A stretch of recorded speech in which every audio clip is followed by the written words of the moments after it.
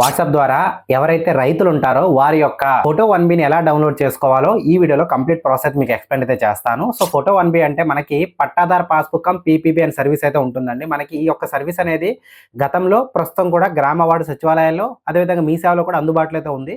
But Andhra Pradesh ప్రభుత్వం WhatsApp governance అనే option ద్వారా వాట్సాప్లోనే ఈ యొక్క సర్వీస్ కోసం మనం అప్లై అయితే చేసుకోవచ్చు. సో ఎలా అప్లై చేసుకోవాలి, అప్లై చేయడానికి ఏ డాక్యుమెంట్స్ కావాలి, అప్లై ప్రాసెస్ ఎలా ఉంటుంది, అప్లై చేసిన తర్వాత డాక్యుమెంట్ మనకి ఎలా వస్తుంది, అదే మనకి ఫోటో 1బి అంటారు కదండి, అది మనకి చేతికి ఎలా వస్తుంది అనే పూర్తి వివరాలు ఈ వీడియోలో అయితే చూద్దాం. నేను వాట్సాప్లో ఎలా అప్లై చేసుకోవాలో మీకైతే చెప్తాను. సో దానికైనా అప్లై చేసుకున్న ముందు మీరు రెడీ చేయాల్సిన విషయం ఏంటంటే, ఎవరిదైతే అప్లై చేస్తున్నారో వారి యొక్క ఆధార్ నెంబర్ అయితే ఉండాలండి. ఆధార్కి లింక్ అయిన మొబైల్ నెంబర్కి వచ్చే ఓటీపీ అయితే చెప్పాలి.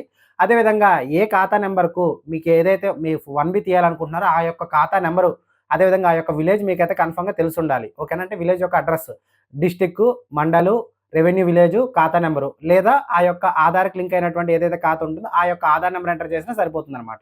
ఈ వివరాలన్నీ కూడా మీరు సిద్ధం చేసుకొని మీ వాట్సాప్ ద్వారా చేస్తున్నారు కాబట్టి పేమెంట్ దీనికి ₹40 మాత్రమే అవుతుంది. ఆన్లైన్‌లోనే మీ యొక్క ఫోన్‌లో ఏదైతే ఫోన్‌పే గానీ, గూగుల్ పే గానీ, అదర్ యూపీఐ యాప్స్ ఉంటే అందులోనే మీరు డైరెక్ట్‌గా పేమెంట్ అయితే చేయొచ్చు కాబట్టి మీ యొక్క అకౌంట్‌లో మినిమమ్ ₹40 అయితే ఉండేలా చూసుకోండి. ఇప్పుడు నేను వాట్సాప్‌లో ప్రాసెస్ అనేది ఎక్స్‌ప్లెయిన్ చేస్తాను. ఒకసారి అయితే చూడండి. మొబైల్‌లో 9552300009 అనే నెంబర్ సేవ్ చేసుకోండి. లేదా డైరెక్ట్‌గా ఇక్కడ చూపించినట్టుగా వాట్సాప్‌లోకి వెళ్ళి మెసేజ్ యువర్ సెల్ఫ్ క్లిక్ చేసినట్టయితే నెంబర్ క్లిక్ చేసి అక్కడ చాట్ విత్ అని క్లిక్ చేయండి. చేసిన తర్వాత హాయ్ అని మెసేజ్ చేయండి.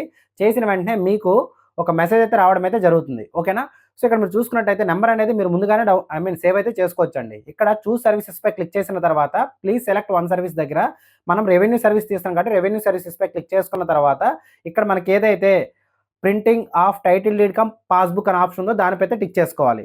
చేసుకున్న తర్వాత కన్ఫర్మ్‌పై క్లిక్ చేసినట్టయితే మీకు నెక్స్ట్ రెస్పాన్స్ అయితే రావడం అయితే జరుగుతుందండి. సో ఇప్పుడు కొంత టైం అయితే పడుతుంది. వెంటనే వచ్చేసింది. నెక్స్ట్ ప్రొసీడ్ పైతే క్లిక్ చేయండి. చేశాక ఇక్కడ ఎవరైతే మనము ఆధార్ కార్డ్‌కి సంబంధించి 1బి తీస్తున్నామో వారి యొక్క ఆధార్ గాని అప్లికెంట్‌కి సంబంధించి ఎవరైనా సరే అండి. ఎవరి డీటెయిల్స్‌ని ఇవ్వచ్చు. బట్ ఇక్కడ ఎవరిదైతే ఆధార్ నెంబర్ కొడతారో వారి యొక్క మొబైల్‌కి ఓటీపీ అయితే వస్తుంది. ఆ ఓటీపీని అయితే ఎంటర్ చేయాలి. ముందుగా గుర్తుపెట్టుకోండి, ఇక్కడ ఎవరిదైనా ఆధార్ ఇవ్వచ్చు గానీ నెక్స్ట్ మనం 1బి తీసేటప్పుడు, ఫోటో 1బి తీసేటప్పుడు ఎవరిదైతే ఆధార్ నెంబర్ ఇస్తామో వారి యొక్క 1బి మాత్రం తీయడానికి అవుతుంది కాబట్టి వారి యొక్క ఆధార్ మాత్రం అప్పుడైతే ఇవ్వాల్సి ఉంటుంది. నెక్స్ట్ ఇక ఆధార్ నెంబర్, ఓటీపీ ఎంటర్ చేసిన తర్వాత ఎవరైతే ఇప్పుడు ఇక్కడ ఆధార్ నెంబర్ ఎంటర్ చేశారో ఇది అప్లికెంట్ అండి, ఎవరైనా పర్వాలేదు.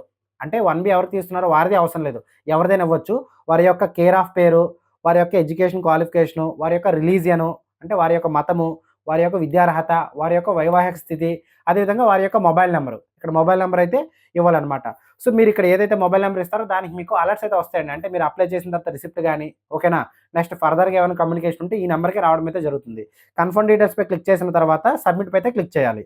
ఓకేనా? నెక్స్ట్ సబ్మిట్ పై క్లిక్ చేసిన తర్వాత నెక్స్ట్ మీకు వివరాలైతే ఇవ్వమంటుందన్నమాట. ఓకే. సో నెక్స్ట్ మీకు ఇలా printing of title deed cum pattadar passbook అనే ఆప్షన్‌పై టిక్ చేసిన తర్వాత మీ యొక్క ప్రెజెంట్ అడ్రెస్, పర్మనెంట్ అడ్రెస్ అడుగుతుంది. సో 2 ఒకటే అనుకున్నప్పుడు సేమ్ యాస్ క్లిక్ చేసి కంటిన్యూ పై అయితే క్లిక్ చేయండి. చేసిన తర్వాత సెలెక్ట్ క్రైటీరియా అంటుంది. ఫస్ట్ డిస్ట్రిక్ట్ అయితే మీకు ల్యాండ్ ఎక్కడైతే ఉందో అక్కడ యొక్క ఇదైతే సెలెక్ట్ చేసుకోండి. నెక్స్ట్ ల్యాండ్ ఉన్న మండల్ని అయితే సెలెక్ట్ చేసుకోండి. తర్వాత ల్యాండ్ ఉన్నటువంటి ఏదైతే రెవెన్యూ విలేజ్ ఉంటుందో ఇక్కడ మీరు రెవెన్యూ విలేజ్‌ని అయితే సెలెక్ట్ చేసుకోవాల్సి అయితే ఉంటుంది.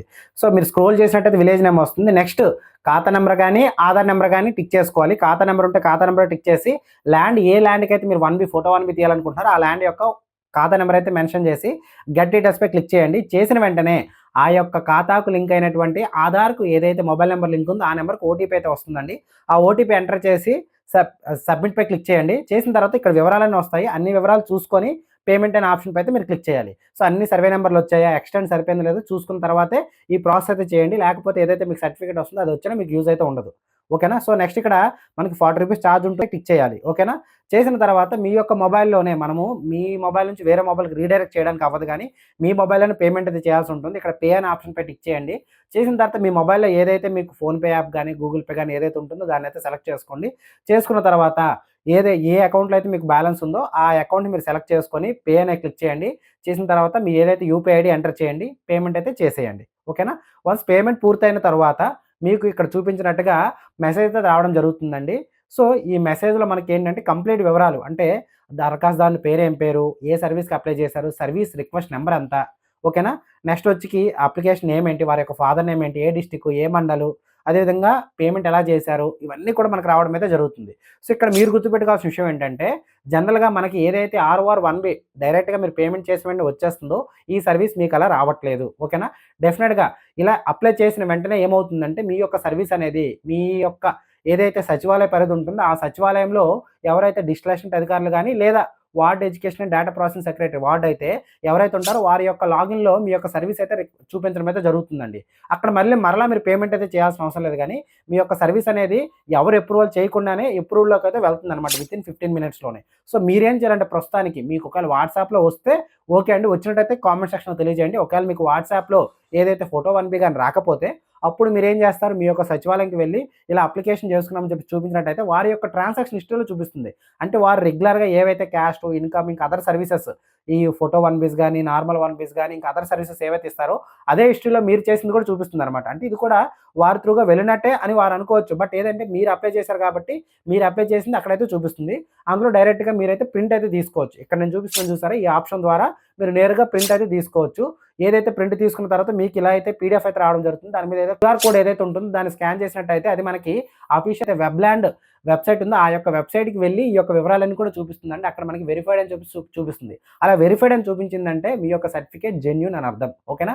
సో, ఈ విధంగా మీరు ఫోటో 1బీ అయితే తీసుకోవచ్చు. బట్ ఇక్కడున్న చిన్న ఇష్యూ ఏదైనా ఉందిరా అంటే మనకి వాట్సాప్ గవర్నెన్స్‌లో అది కూడా ఫోటో 1బీకి సంబంధించి అప్లై చేసిన తర్వాత ఎవరికీ కూడా ప్రెజెంట్ అయితే వాట్సాప్ ద్వారా రావట్లేదు. ఇన్ కేస్ మీరు ట్రై చేయండి. మీకు గాని వచ్చింది అంటే మాత్రం కామెంట్ సెక్షన్‌లో తెలియజేయండి. నెక్స్ట్ నేను ఒక వీడియో అయితే మరలా చేస్తాను దీనిపైన వచ్చిందని చెప్పేసి. ఓకేనా? సో, నేను ఆల్‌మోస్ట్ ఒక 3 సర్వీసెస్ అయితే చేశాను. 3 కూడా నాకైతే వాట్సాప్ ద్వారా రాలేదు. అప్పుడు నేనేం చేశాను దగ్గరలో ఉన్న సచివాలయంకి వెళ్లి అక్కడ ఎవరైతే అధికారులు ఉన్నారో వారు కాంటాక్ట్ అయినట్టయితే వారు నాకు మరలా ప్రింట్ తీసి ఇచ్చారనమాట. ఒకటి ఇది ఐ సెక్రెట్ మీద తీసుకోవచ్చు లేదా వైట్ పేపర్ మీద తీసుకున్న కూడా ఇదైతే చెల్లుబాటు అవుతుందండి. ఓకేనా? సో, ఇదండి ఈ వీడియోలో మీకు ఏదైనా డౌట్స్ ఉంటే మాత్రం కామెంట్ సెక్షన్‌లో తెలియజేయండి. ఎటువంటి వీడియోలు చేయాలి అని మీకు అనిపించినా కూడా డెఫినిట్‌గా కామెంట్ సెక్షన్‌లో తెలియజేసినట్టయితే డెఫినిట్‌గా దానిపై డెడికేటెడ్ వీడియో అయితే చేయడం అయితే జరుగుతుంది. ఓకేనా? సో, ఇంతవరకు వీడియో చూసినందుకు థాంక్ యూ. జై హింద్. కొంచెం